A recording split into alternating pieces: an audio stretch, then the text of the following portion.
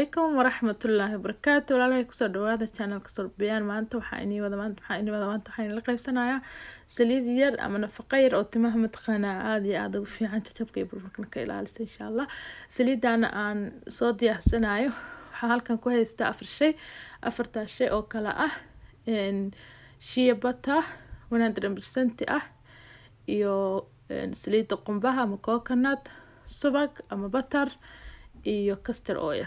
saliidadan afartan shay baa waxaan ka sameysanayaa saliid yar oo mataqaanaa timaha la marsanayo before aadan dhaqin timahaaga markaad rabtid matalan inaad soo dhaqatid oo kaleeto ayaad mataqaanaa saliidan isticmaalaysaa inta aadan dhaqin ka hor.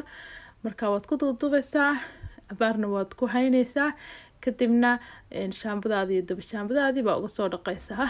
haddii aad rabtidna saliid ahaan waa u isticmaali kartaa oo waa marsan kartaa, wax kiimikaale iyo wax kale midna ma ku jiraan. laakiin waxaan ugu talagalay aniga before aanan mataqaanaa aanan timihii dhaqin oo mataqaanaa si fiican usoo dhaqin inaan mariyo. marka saana u diyaarsanaa insha Allah hal qaado oo weyn oo waxaan kusoo shubtay shea butterkiya. waxaan kusoo darsanayaa adiga 2 qaado ilaa 3 qaado oo subag timahaaga ku xidhantaa. marka waxyaabaha isku dardarsanaysa u yareynaysa iyo saa u badsanaysidba. marka haddana waxaan kusoo darsanayaa waa castor oil shana aad iyo aad timaha ugu fiican tahay, way jilcisaa, way qurxisaa, jajabka iyo jacajaca iyo mataqaanaa timaha gurmaa iyo waxaas oo dhan way ka ilaalisaa. marka saliidan waa nafaqo yar oo treatment oo laga hormarinayo shaambadii intii aan timaha lagu soo dhaqin aan sameysanayo. waa fahanteen aan jeclahay walaalahayga. marka waa kaasa 3 qaado camal aan kusoo darsaday. haddana waxaan ku darsanayaa adiga 2 qaado yar ama 1 qaado weyn camal oo coconut ama maxaa la dhahaa saliida qumbaha laga sameeyay. wadanka aan jooga xoogaa iska qabow, marka hadda aragtid inay xoogaa fadhido iyadoo fadhida iyo iyadoo dhalaashan labadaba way jirtaa oo taqaanaa soconaysa saliid qumbaha. marka waa kaasa saana taqaanaa isugu soo qasaaya. waxaan sameynayaa dabka ayaan wax yar saaraa waa isku soo kululeynaa insha Allah. dabka markaa saaraysidna lama rabo inay mataqaanaa kaa shiilanto ama ay kaa gubato. dab yar oo aad daciif u ah baa la rabaa inaa mataqaanaa aad ku sameysid.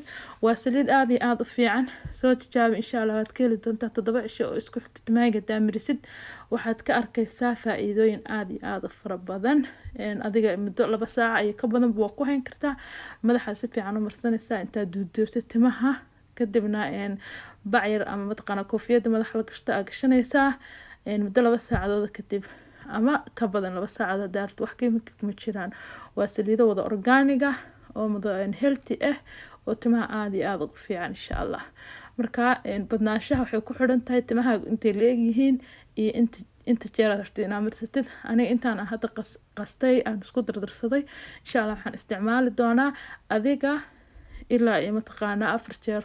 waayo waxaan rabaa si fiican inaan mataqaanaa aan u mariyo. marka 4 jeer aan isticmaalayo waa 4 jeer oo aan timahaygu u baahan yihiin dhaqid. marka waa kaasa koobarkiisa ii noqotay. marka waxaad sameynaysaa timahaaga si fiican ba waxa la rabaa inaad u marisid.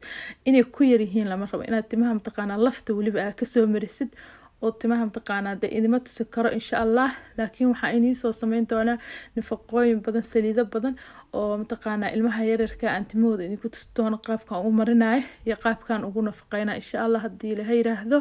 kuwaasaan idin soo sameynaa ilmahan timahooda idin tusi karaa, kuwayga idima tusi karo, waa ka xumahay. marka waa kaasa saliidaasaan idinla qaybsanaya walaalahayga. aad iyo aad u mahadsantahay daawashadaana daawanaysid. assalaamu calaykum waraxmatullaahi